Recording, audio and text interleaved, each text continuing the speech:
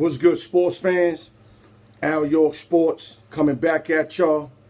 I'm going to break you down the series, the NBA playoff series. Now, I already gave y'all a breakdown when it was all 16 teams, all 8 series. I'm not going to bore y'all to death, so I'm going to get to the ones that matter. There's about 3 that matter and 5 that are basically ended. 1 for sure is ended and 4 basically ended. So let's get to the point real fast.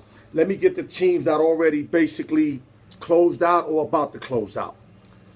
The Pelicans, the New Orleans Pelicans, swept the Portland Trailblazers 4-0, beat the backcourt, the best backcourt in the game. They backcourt played better than Portland's backcourt. And then you got Anthony Davis. So that's what spelled the swept. You know, that's how you get swept. You know what I mean? When you got the best backcourt beside Golden State, and you get outplayed by a backcourt that's real good, but nobody got him on the top 5, and then you got Anthony Davis, that's why they got swept. Next series, you got the Houston Rockets. They up 3-1 against the young Minnesota Timberwolves. Much respect to the young Timberwolves. I love Jimmy Butler. I love Towns. I love all them young guys. Jones, them guys is balling, man. Wiggins. But it's just, Houston's just too much right now. They got a crafty set of veterans, and they hungry as a motherfucker. So Houston's about to close that series. That's about to be 4-1, max 3-2. Now let's go to Dub Nation. Dub Nation up 3-1 against Popovich and Company, and it's not Popovich and Company because he's not going to be coaching no more because his wife passed away. So he's attending his wife. But that was great. That was a great game the other day, how San Antonio gave it all up for Popovich, man. And their situation there with Kawhi Leonard, man, is something not right. Kawhi's got some beef with them. Maybe they put him out there early last year when he re-injured himself. You got a lot of people in Kawhi's ear. But all I know, he not on the same plane as them, and he's out after this year, whether via trade or, believe me, Kawhi's going to be out because Popovich is not going to deal with that. Something not right there. Dub Nation's going to close it out. They're going to win maybe 4-1 max, 4-2 max. Now, this is an interesting series. You got the Jazz up 3-1. I picked Oklahoma to win this series. Now, Oklahoma should be at least 2-2 right now. I'm really disappointed in Oklahoma. I think they were built better for this series. I picked them to win this series. But, you know, all you got to say is Donovan Mitchell. That guy's playing through the roof. And the fact that he's playing like that, everybody is following him. Unlike Westbrook, that you see him doing all this stuff, but everybody's not following him. Melo, I just think, is just don't got enough in his tank. And Paul George, like I said, is playing for that next year contract. He don't look like he's out there like, you know, letting it hang because he doesn't want to get injured. Because if he gets injured, you know what I'm saying, peace to that contract. He's not going to get that contract. So he's playing like in, you know, he's giving it like 80%. He's not doing out there 110% like Westbrook is. And I don't care what y'all think. I know what it is. I'm telling y'all it's this, man. He ain't trying to blow that contract up. And remember, he came off a big injury a couple years ago, so he ain't chancing a motherfucker. He's trying to cash out. Utah's going to close that series out, whether it's 3-2 or 4-2. But this is the best series that a dog, I mean, not that a dog, that a team that's down 3-1 can come back. Because OKC got 2 of the last 3 at home. So all they got to do is hold serve at home, find a way to win in Salt Lake, then go home. Anything's possible. Now, as for the Miami Heat, they done. They split up in Philly 1-1. They went up to Miami, lost both games. So not only do the Sixers got 2 out of 3 at home, they're the better team. They'll close them out 4-1, best 4-2. So that series is done with. So now let's go to the series right now that are alive and rocking. We're going to start with the 1 seed Toronto Raptors against the 8 seed Washington Wizards. Both teams hold served at home. Both of them went at home. Toronto won 114, 106, 130, 119. And when they went to Washington, Washington won 122, 103, and 106, 98. And in them series, you got DeMar DeRozan averaging 28, Lowry 15.5, Ibaka 10.7. And that's for the Wizards. Ward's averaging 26.5. Great series by John Wall. A lot of y'all slept on him. A lot of y'all. Especially when I put on that Pick Your Poison. Y'all slept on John Wall. Brandon Beal averaging 21.7. Otto Porter 10.2, and Marquise Morris 10.2. So we have a series here. If Washington could find a way to take one in Canada, they could win the series. But I just think Toronto beats them in 6-7. My prediction. That's what I said early in the thing, and I'm going to stay with that. Now, the Boston series is very intriguing because I said that Stevens, one of the best coaches in the game, but I picked Milwaukee with the plus 140 before the series started. I just felt they had too much talent on the floor. Now, if you had Kyrie, Smart, and Hayward, then Boston, of course, is the better team. Boston would have probably beat them 4-0, but they're not there. Smart might come back, though, game 5, but I don't think he's the difference maker like Hayward and Kyrie Irving are. So this is a tough series. I'm going to stick to what I said, Milwaukee in 6-7. Though I can see Boston winning, but I'm not hedging. I'm gonna say Milwaukee. They both wear green. I got green on, so I ain't crossing over. So now let me go to that series. 2-2, both of them hold serve. Boston won 113-107 game 1, 120-106 game 2.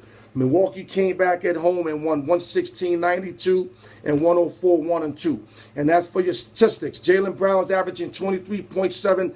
The emerge of Jaylen Brown is impeccable. That kid is playing way over his head, better than I ever thought. I thought Tatum would, surpass him, but Jaylen Brown is holding it down. Al Horford's doing his usual 17.2. He's just basically a real good mediocre player. And then you got Teddy Rozier averaging 16.2. This is why it was big that Kyrie went down, because Rozier comes off the bench. He's kind of like the microwave, the old Vinnie Johnson of the Detroit Pistons. This guy comes in and starts lighting it up, and he's not a starter. So hopefully if Marcus Smart come back, you could bring Rozier off the bench. That'll help them in that situation. Now, like I said, I'm going to stick with Milwaukee. I know Boston can win this, but Milwaukee has to take one at the Fleet. They take one at the Fleet, they close them out in Milwaukee. Now, as for the, hold on, look, I didn't give you Milwaukee. I apologize. Greek Freak averaging 27.7. Chris Middleton, 25.2. A very surprised guy who shoots extremely well. And Eric Bledsoe's averaging 11.2. We already expected the Greek Freak to have a big series because that's what he does. He plays big at all times. Now, one more thing before I move on to the next series. If Jabari Parker shows up at the Fleet, they win the series. But if he goes in like he did the first 2 games and gets like 2 points and no points, they lose him. But when he went home, he did 16 and 17 points, averaging 16.5. They're going to win this series. This is that kind of, I'm not going to say the most intriguing series because all these 3 series I'm about to bring up are all intriguing. But I think this is going to be a real special series. I think it's going to go 6 or 7, and Milwaukee will close it out. Now, for the series that I'm very surprised of, is the Cavs and the Pacers. I'm going to tell you why I'm surprised. I know the Pacers handled them early in the year, but I just thought playoff time, LeBron will lock them down on some 4-1 shit. And this is why I like when I say that Michael's the GOAT and LeBron is not. It's because LeBron's making this a series when this shouldn't be a series. Now, a lot of y'all might be like, yeah, but who he got? They got enough pieces around him to take care of this motherfucking squad. I can understand if they're playing, Dub Nation, Rockets, or maybe even like the Raptors or a full-flooded Boston Celtic team where, like, these guys are coming up small. But hopefully LeBron and them will find a way. They 2-2. Both of them split at home. Let me give you a score. Pacers won game 1, 98-80. Cavs won game 2, 197. Indiana won game 3, 92-90. And the Cavs won the last game, 104-100.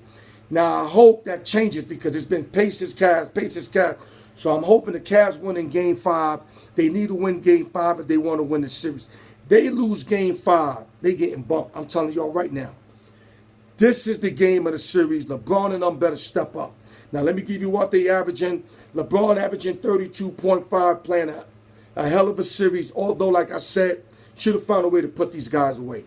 Kevin Love, I don't know how much I ever been disappointed of a guy. Like, he just seems to continue to disappoint me even more. LeBron needs this guy more than ever.